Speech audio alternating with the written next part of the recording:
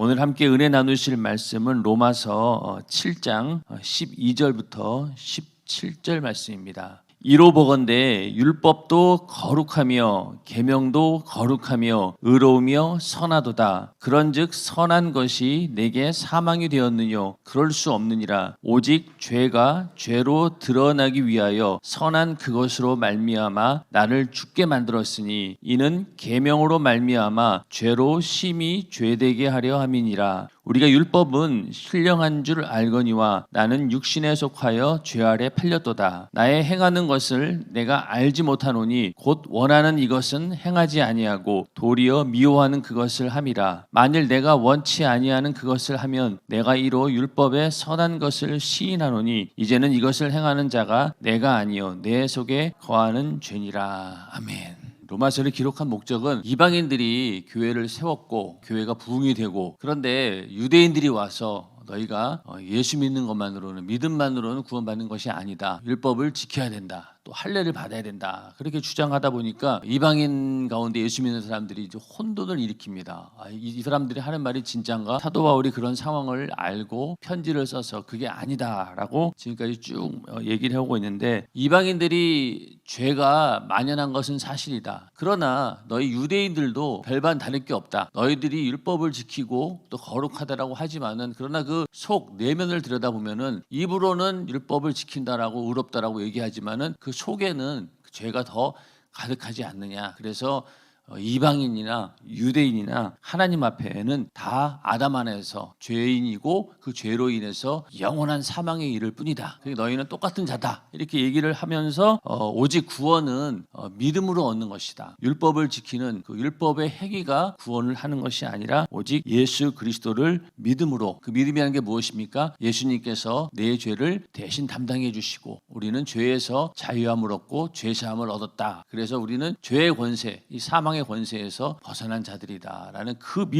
믿음만이 우리를 의롭게 하는 것이고, 그 의를 가지고 우리가 구원을 받는 것이다라고 사도 바울은 얘기하면서 누구의 예를 들었습니까? 아브라함의 예를 들었습니다. 아브라함이 율법이 있기 전에 있던 사람인데 율법으로 구원받은 것이 아니라 그 믿음을 보고 하나님께서 의롭게 여기셨다라는 것을 너희가 기억하라라면서, 율법은 너희의 죄를 깨닫게 하는, 알게 해주는 그런 기능을 가지고 있다라고 언급을 했습니다. 그러다 보니까 이제 유대인들 가운데 이런 질문들을 하게 되겠죠. 율법이 없다라고 하면 너희가 방종하지 않겠느냐? 그러면 너는 율법 폐기를 주장하는 것이냐? 그게 아니다. 내가 율법을 폐하는 것이 아니라 율법의 기능이 그렇다는 것이고, 우리는 예수 그리스도와 연합된 자이기 때문에 절대로 방종할 수가 없다. 다시 죄의 권세 아래로 우리는 들어갈 수 없다. 그러면서 침례의 예를 들어가면서 우리는 그리스도와 연합된 자이고, 그 전까지는 마귀의 죄의 종이었는데 이제는 은혜의 종, 하나님께 속하게 되었기 때문에 절대로 그렇게 율법을 무시하고 방종할 수가 없다. 이렇게 말씀을 하고 있습니다. 그러면서도 사도 바울은 끊임없이 얘기하는 게 뭐냐면은 너희가 율법에 대해서 죽어야 된다. 그것이 곧 죄에 대해서 죽는 것이다. 율법의 기능이 죄를 지적해야 할 뿐이지 죄에서 우리를 구원해 주지는 못한다. 그러므로 율법에 정죄받았을 때 그 결국은 무엇이냐? 죄의 삭은 사망이기 때문에 그 죄값을 물어야 되는데 그 죄값이 바로 영원한 사망이다. 율법은 그런 기능을 갖고 있기 때문에 너희가 그 율법의 권세에서 나오는 것, 그게 중요하다. 나와야 된다. 그게 바로 율법에 대해서 죽는 것이고 죄에 대해서 죽어야 된다라고 말씀하면서 결혼의 비유를 들었죠. 결혼도 남녀가 살아있을 때 이게 유효한 것이지 둘 중 하나 죽어버리면은 이제는 그 결혼 관계도 이제는 무효가 된다. 율법도 복음이 와서 율법의 기능은 나타내지만은 율법으로 구원받을 수 없는 우리를 그 율법으로 정죄한 죄를 예수로 인해서 죄사함 받고 그로 인해서 우리가 구원을 받게 되면은 이제는 더 이상 우리는 율법 아래 있는 자가 아니라 이제는 은혜 안에 있는 자이다. 그런데 율법을 이용하는 죄가 있는데 그 죄의 세력이 나를 속이고 오히려 나를 죽음으로 몰고 간다. 죄가 기회를 타서 계명으로 말미암아 나를 속이고 그것으로 나를 죽였느니라. 이렇게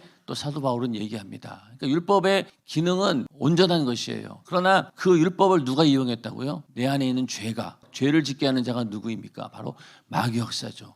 마귀 역사가 하나님의 말씀인 율법을 이용해서 그 기회를 틈타서 우리로 죄를 더 짓게 만들고, 죄를 지었음에도 불구하고 그것이 죄인지도 알지 못하게 하다가 결국은 무지 가운데서 영원한 사망으로 끌고 가는 그런 경우도 있고, 또 그 율법을 통해서 죄를 알게 되었으면은 죄를 짓지 말아야 되는데 오히려 우리 가운데는 호기심이라든가 이런 것들이 있어가지고 그게 어떤 걸까라고 궁금해하고, 그러다 보면 또 오히려 죄를 짓게 된다. 그만큼 이 죄를 짓게 하는 마귀 역사는 하나님의 말씀인 율법까지도 이용하는 존재다. 그러다 보니까 율법이 그러면 죄가 되는 거냐? 그럼 율법 자체가 죄냐? 그게 아니다. 율법이 죄가 아니라 내 안에 있는 죄가 그렇게 한다. 그러니까 그 죄를 짓게 하는 자 마귀 역사를 얘기하고 있는 것이죠. 사도 바울은 율법도 거룩하며 계명도 거룩하며 의로우며 선하도다, 이렇게 분명하게 이야기를 합니다. 하나님 말씀이기 때문에 의로울 수밖에 없고 거룩할 수밖에 없고 선할 수밖에 없습니다. 근데 그것이 어떻게 나를 죽게 만들었느냐? 죄를 짓게 하는 마귀 역사가 그 율법을 이용해서 기회를 틈타서 우리로 하여금 속이고 더 죄를 짓게 한다는 겁니다. 그래서 기회를 틈탄다라고 하는 말씀을, 예를 들어서 어떤 사람에게 복음을 전했어요. 율법을 전했어요. 하나님 말씀을. 그러면은 그 말씀을 듣고 무엇부터 느낀다고 했습니까? 거부감, 반감을 느낀다라고 했죠.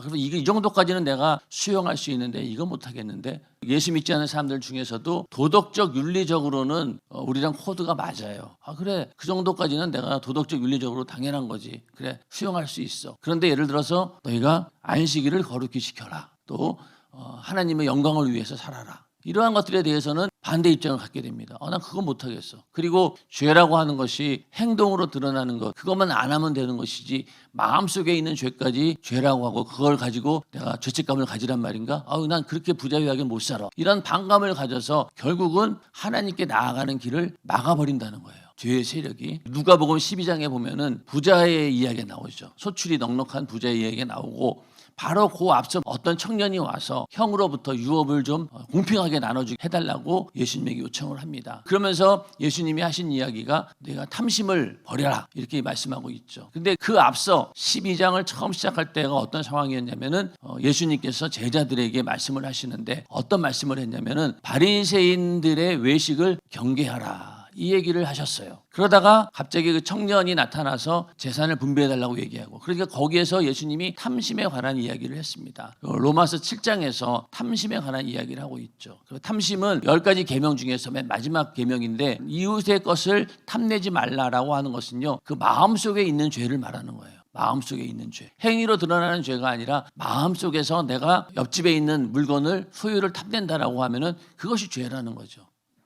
그 죄라는 거예요. 그런 탐심을 너희가 버리라는 겁니다. 그래서 그 탐심을 알지 못했다는 거죠. 율법이 아니었으면 내 안에 그런 탐심이 있는 줄 몰랐다는 거예요. 자, 그런데 바리새인들의 문제는 뭐였냐면은 항상 그들은 겉으로 드러나는 행위에는 문제가 없다라고 늘 주장하는 자들이었어요. 그런데 너희가 10번째 계명을 한번 봐라. 너희는 거기에 지금 위반되고 있는 거다. 왜? 탐심을 버리라고 했는데 너희 속에 탐심이 가득해서 물질의 부유가 있으면은 그것이 하나님께서 축복해 주신 것이다라고 오히려 그걸 드러내고 많은 사람들에게 자랑거리로 삼지 않았느냐. 그러면서 바리새인들은 자기네들이 율법을 완벽하게 지키고 있다라고 주장했지만은 사실은 10번째 계명, 그 탐심을 버리지 못했던 거예요. 그 소출이 넉넉한 부자도 마찬가지입니다. 그가 하나님을 몰랐겠어요? 알았겠죠. 그 당시 그 유대 문화 속에서. 그런데 그가 누리고 있는 이 부유가 하나님이 주신 축복으로 알았다는 거예요. 또 그것이 영혼을 행복하게 만들 줄 알았다는 거죠. 그런데 하나님께서 오늘 밤 내 영혼을 불러가면 어떻게 되겠느냐. 하나님께 대하여서 부여치 못한 자가 결국은 망하게 된다. 이렇게 말씀하고 있지 않습니까? 그 얘기는 뭐냐면은 그 탐심으로 인해서 하나님께 갈 수 있는, 내 영혼을 살릴 수 있는 기회를 잃어버렸다는 거예요. 자, 그 앞서 형으로부터 재산을 분배해달라고 했던 청년도 마찬가지죠. 예수님을 만날 수 있는 기회가 많은 게 아니잖아요. 그렇죠? 그 당시 수많은 사람들이 만났고 대화를 한 사람이 얼마나 되었을까요? 그런데 그 사람은 대화를 할 수 있었어요. 또 뭔가 요구할 수도 있는 그런 자리였던 것 같아요. 그 기회를 뭘로 허비하고 말았습니까? 자기의 재산의 문제, 물질을 얻기 위해서 예수님을 만난 그 기회를 써버린 거예요. 놓쳐버린 거죠. 그럼 거기서 그 영혼의 구원의 문제를 이야기하고 죄사함의 문제를 이야기했으면은 그 구원의 역사가 일어났을 텐데, 그는 탐심을 버리지 못하고 그거 가지고 예수님께 나간 거예요. 그 탐심으로 인해서 하나님을 만날 수 있는 그 기회를 잃어버린 겁니다. 그렇게 율법이라고 하는 것을 이 마귀 역사가 이용해서 우리로 하여금 하나님께 나아가는 길을 차단시키고 있다라고 하는 것을 우리가 잘 경계해야 된다는 거예요. 그래서 우리가 율법을 통해서 내 안에 죄가 드러날 때마다 또 어떤 것을 하나님께서 요구할 때마다 우리가 부담을 느끼는 건 당연해요. 육신을 입고 있는지라 그렇게까지 내가 꼭 살아야 되나? 그렇게까지 난 못할 것 같은데 하나님께 나아갈 수 있는 그 길을 차단하고 있는 거예요. 누가? 내 안에 있는 죄가, 죄를 짓게 하는 마귀 역사가. 그래서 우리는 내가 지금 당장은 그렇게 할 수 없을지언정 그렇게 하겠다라고 마음은 먹어야 된다는 거예요. 그리고 내가 그렇게 하지 못하는 것에 대해서 죄책감을 가지고 나의 부족함을 깨닫고 하나님께 회개하면서 그렇게 할 수 있게 해달라고 우리는 기도해야 된다는 거죠. 만약에 거기서 거부감을 느끼고 등을 돌린다라고 하면은 부자나 또 재산을 나누어 달라고 했던 그 사람이나 다를 바가 없다는 거예요. 그렇게 이 마귀 역사는 우리 안에 율법을 이용해서 부담스럽다라고 만들고 또 나는 할 수 없다라고 그렇게 자꾸만 밀쳐내게 만들어서 결국은 하나님의 의에 이르지 못하고 그 말씀대로 살지 못하고 그것이 죄인 줄 깨닫지 못한다라고 하는 것이 가장 큰 그 마귀 역사의 목적이 되는 거예요. 그러니까 인간들로 하여금 죄를 깨닫지 못하게 해서 그 무지 안에 계속해서 가둬놓는 거죠. 그래서 가장 큰 저주가 뭐냐면 회개하지 못하는 거예요. 하나님 말씀을 아무리 들어도 회개하지 못하는 것만큼 그것이 절망적인 상황은 없습니다. 그렇게 만드는 게 바로 누구냐? 마귀 역사인 거예요. 끝까지 죄를 깨닫지도 못하게 하고 회개하지도 못하게 한다는 겁니다. 그러니까 바리새인들이나 율법으로 구원을 얻으려고 하는 사람들도 꼼짝 못하는 거예요. 이 탐심이라고 하는 주제를 가지고 얘기할 때 그들은 그 안에 뜨끔했던 거죠. 예수님도 마찬가지였어요. 예수님도 바리새인들의 외식을 얘기하다가 탐심에 대한 얘기를 했던 이유는 바로 바리새인들의 외식이 행위로 드러나는 것만 가지고 자기네들이 의롭다라고 하니까 거기서 율법을 가지고 싸운 거죠. 율법 가운데서도 10번째 계명. 보이지 않는 죄까지도 이미 율법 안에 들어있는데 너희는 그것은 알지 못하고 행위로 그냥 지킨 거에 대해서만 의를 내세우니 너희는 모순이다. 네 속에 있는 죄는 어떡할 거냐. 그러면서 탐심에 대한 이야기를 했던 것입니다. 사도 바울도 마찬가지로 이 로마서 7장에서도 그 탐심에 관한 이야기를 했던 것이죠. 탐심을 가지지 말라고 하는 계명이 있었기 때문에 내 안에 탐심이라고 하는 그런 죄가 있다라고 하는 사실을 알게 되었고 그 탐심이라고 하는 것이 그냥 남의 것을 내가 행동으로 빼앗아 가서 탐심이 아니라 만약에 내 속에 그런 마음만 가져도 그것이 죄다라는 것을 율법을 통해서 내가 깨달았다라고 얘기하고 있는 겁니다. 자, 오늘날도 우리가 남들 보고 부러워하죠. 상대적인 빈곤이라고 하죠. 내가 가난하고 내가 돈이 없어서 빈곤한 게 아니라 다른 사람에 비해서 내가 돈이 없고 내가 좋은 환경에서 살고 있지 않다라고 하는 상대적인 비교 때문에 우리는 더 많은 좌절감을 느끼게 됩니다. 결국 그건 뭐예요? 내가 갖고 있지 않는 것, 남의 것을 갖고 싶어하고 부러워한다는 것은 그 내 안에 뭐가 있다는 거예요? 탐심이 있다는 거예요. 탐심이 있다는 거예요. 그러니까 그거를 우리는 알고 남의 것이 부럽고 그것이 비교 대상이 된다라고 할 때 내 안에 탐심이 있구나. 이걸 버려야 되겠다는 그런 마음을 먹고 털어내 버려야 된다는 거예요. 사치하지 말아라 라고 하는 이유가 다 거기에 있는 거예요. 분수껏 살라는 거예요. 그 탐심이 결국은 영혼의 때를 만들어가는 일을 가로막게 되고 하나님과의 관계를 거기서 멈추게 만들고 오히려 단절시켜버리는 죄의 근원이 되기 때문에 탐심을 버리라라고 하는 겁니다. 그렇게 악한 마귀 역사는 하나님의 율법까지도 이용한다. 그러면은 이런 질문을 하게 되죠. 왜 하나님께서 율법을 마귀 역사가 악용하게 내버려 뒀을까? 근데 이 마귀 역사는 굉장히 보면은 영리한 것처럼 보이지만 되게 어리석어요. 자, 예수님의 십자가 사건을 가만히 봅시다. 그가 하나님의 아들을 누명을 씌워가지고 십자가에 매달아 죽이면 끝날 줄 알았던 거죠. 왜? 죄의 삭은 사망이니까 뭔 죄라도 뒤집어 씌우면은 하나님의 아들도 그 죄값은 사망이니까 말씀대로 죽어야 된다. 하나님도 어떻게 못할 것이다. 그런 계산을 가지고 예수를 죽인 거예요. 그런데 어떻습니까? 그들이 예수를 십자가에 못 박아 죽이는 바람에 인류가 다 구원을 받게 되는 역사가 일어나지 않았습니까?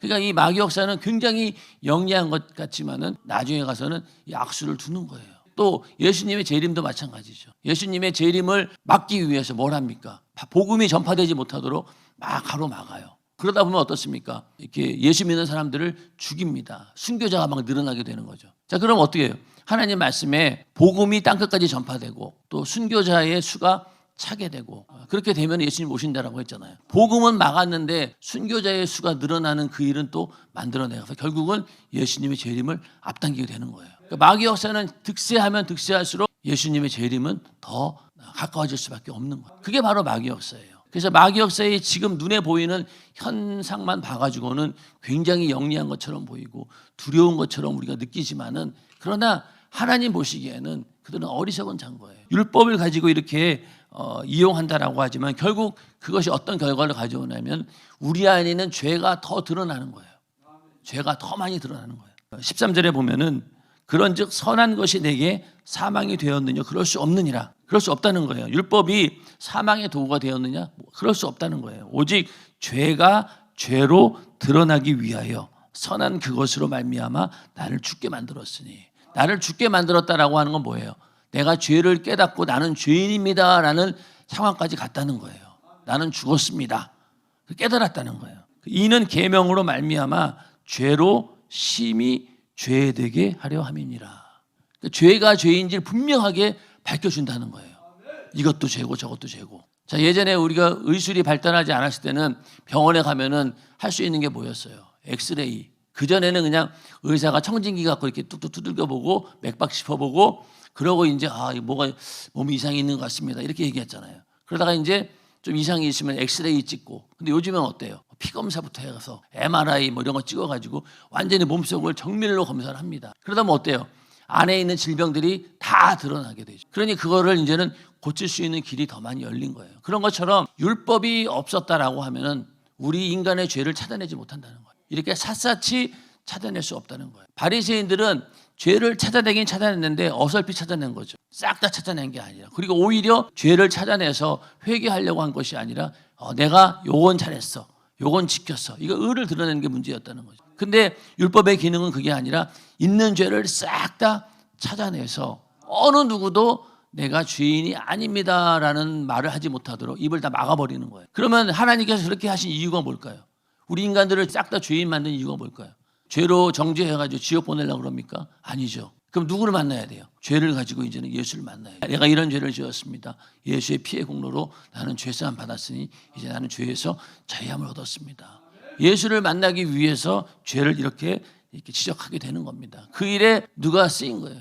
마귀 역사가 어떻게든 악한 도구였지만은 또 하나님의 선한 목적을 위해서 쓰인 거예요. 그래서 율법을 몽학 선생이라고 얘기하죠. 우리를 누구에게로 인도하는, 예수에게로 인도하는 몽학 선생이라는 거예요. 그 기능까지만 있는 거예요. 근데 이 율법이 그렇게 우리를 죄로 몰아가고 죽음으로 몰아가는 게 아니라는 거죠. 내 안에 있는 죄가 그렇게 했다는 거예요. 그래서 14절에 우리가 율법은 신령한 줄 알거니와 나는 육신에 속하여 죄 아래 팔렸도다. 율법은 신령한 줄 알거니와, 율법이 그 영적인 기능을 한다는 거예요. 우리 인간의 죄를 알게 해주고 깨닫게 해주고 그 죄의 실체가 누구인지 알게 해준다는 거예요. 그래서 율법은 선한 것인데 네가 율법대로 살지 못하게 만들고 계속 그 말씀에 반대하게끔 반감을 가지는 이유가 어디에 있느냐? 바로 네 안에 있는 죄가 그렇다. 더 나아가서는 죄를 짓게 하는 마귀 역사가 있다. 그런 영적인 눈을 뜨게 해주는 게 또 율법이라는 거예요. 인정하시면 아멘 하시기 바랍니다.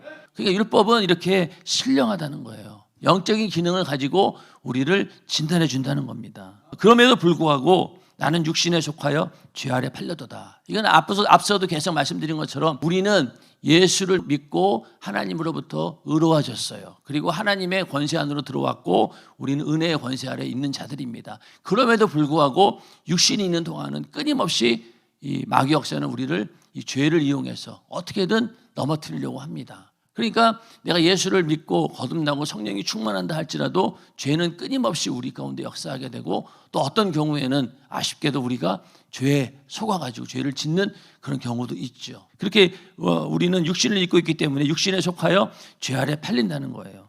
그리고 나의 행하는 것을 내가 알지 못하노니 곧 원하는 이것은 행하지 아니하고 도리어 미워하는 그것을 함이라. 이런 어리석은 짓을 예수 믿고 거듭난 이후에도 계속 한다는 거예요. 근데 이런 가운데서 우리가 빨리 나올 수 있도록 해주는 게 바로 뭐냐? 하나님 말씀이고 또 우리에게 주어진 특별한 선물이 무엇입니까? 바로 성령의 역사죠. 성령의 감동과 감화로 죄가 죄인 것을 빨리 깨달을 수 있도록 우리에게 영적인 감각을 주시는 분이 바로 성령이신 거예요. 그러니까 성령이 충만하면 우리가 죄를 빨리 분별하게 되고 죄를 지었다라가도 빨리 거기에서 회개하고 나올 수 있는 영적인 감각이 살아있다는 거예요. 근데 그렇지 않으면 어떻게 되겠어요?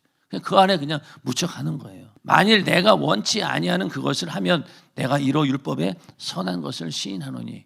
그렇게 우리 안에 있는 죄를 발견하고 나의 어리석음을 발견할 때마다 내가 율법이 아니었으면 나의 이런 모습을 발견하지 못했을 텐데 참 율법은 선한 법이구나. 하나님 감사합니다. 이런 우리 고백이 나올 수밖에 없다는 거예요.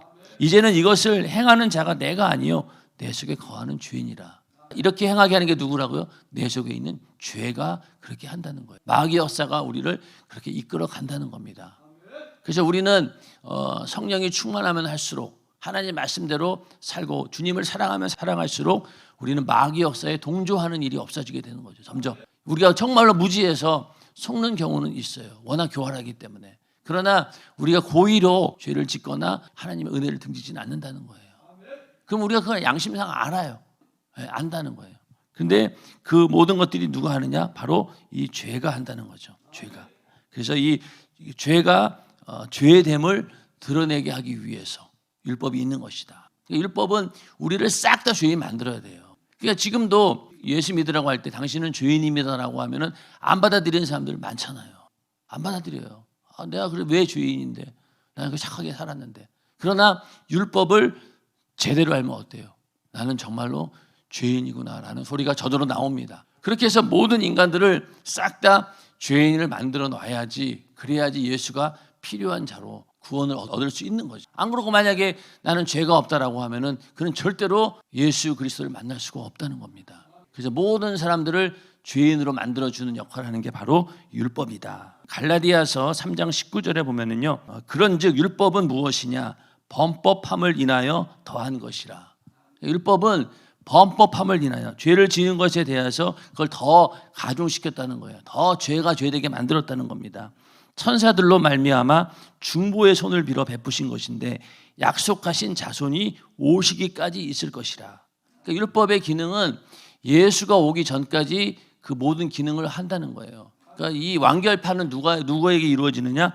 바로 약속하신 자손 예수로 인해서 완성이 된다는 거예요. 율법의 완성은 예수님이 오셔서 복음이 전파되고 우리에게 구원의 소식이 전해졌을 때 그때 비로소 율법의 기능이 온전해진다는 거예요. 의사가 아무리 좋은 기계가 있어가지고 병을 발견한다고 될 일이 아니잖아요. 발견을 했는데 이게 어떻게 치료할 방법이 없으면은 그냥 마음만 아픈 거죠. 차라리 모르는 게 낫다 싶은데 병을 발견했으니까 이렇게 하면은 고칠 수 있습니다. 그러니까 희망이 되는 거죠. 마찬가지로 율법으로 죄가 싹 드러났어요. 해결 방법이 없다라고 하면은 절망이죠. 그런데 이렇게 죄가 드러났으니 이 죄를 어떻게 할까요? 예수의 피의 공로에 의지해서 회개하면 됩니다. 그래요? 살았네. 우리는 살았네요. 회개하고 살아납니다. 이게 바로 하나님이 원하시는 그런 바이죠. 그래서 우리에게 구원에 절대적으로 필요하다. 너희는 예수가 절대적으로 필요한 자다라는 것을 알려주기 위해서 율법을 우리에게 주신 겁니다.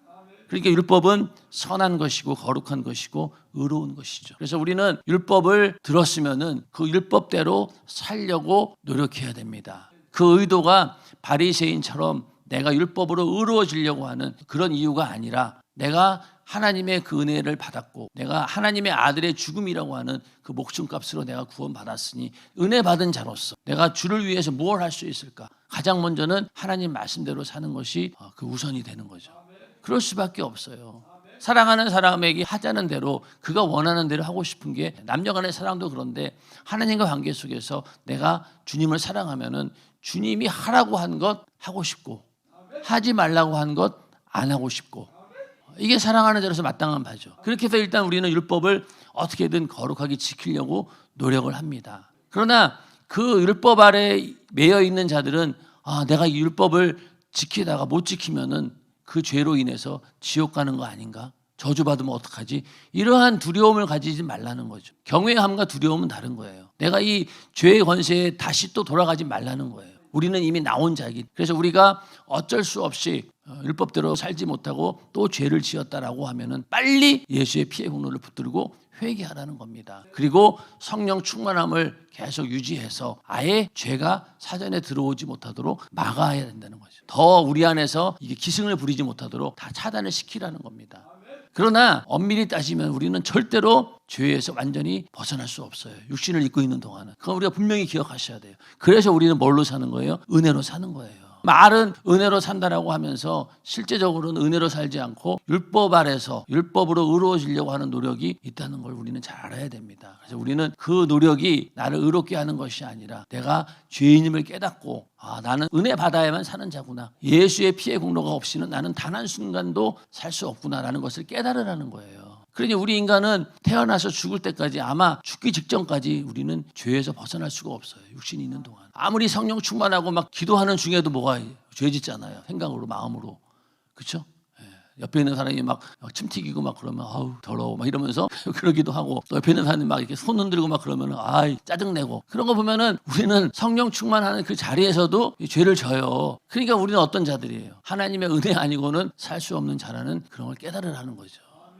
깨달아야지만이 우리는 십자가 앞에서 항상 겸손해질 수 있는 겁니다. 남의 죄가 들어올 겨를이 없어요. 자기 자신 보기도 절망적인데 남의 죄까지 어떻게 보고 살겠어요. 나만 봐도 골치 아픈데. 그렇잖아요. 그래서 나는 죄인이구나라고 고백하는 사람일수록 겸손하고 죄를 짓는 자를 보고 안타까워하며 함께 기도해 줄지언정 함부로 정죄하지는 않는다는 겁니다. 그렇게만 한다라고 하면은 우리 안에 뭐가 일어나는 거예요? 서로 사랑하라라고 하는 계명이 이루어지는 것이죠. 아무쪼록 우리의 삶 가운데 육신을 입고 있는 한 이 마귀 역사는 끊임없이 죄를 가지고 어떤 경우에는 하나님의 말씀, 율법을 가지고 우리를 어떻게든 죽이려고 하고 속이려고 합니다. 그럴 때마다 내 안에 있는 예수 그리스도의 피, 그 공로 하나님께서 그 피로 내 죄를 사해 주시고 나를 의롭게 하셨다라고 하는 그 복음, 하나님께서 믿음으로 나를 의롭게 하셨다라고 하는 그것만은 절대로 버리지 말라라는 것이 사도 바울이 계속 얘기하고 있는 바입니다. 오늘 우리의 삶 가운데도 하나님께서 우리에게 주신 그 권세가 충만해서 예수 그리스도의 피의 공로로 죄사함 받고 나는 의로움을 얻었다. 어떠한 권세도 나를 죽이지 못한다라는 그런 믿음을 가지고 승리하는 복된 하루가 되기를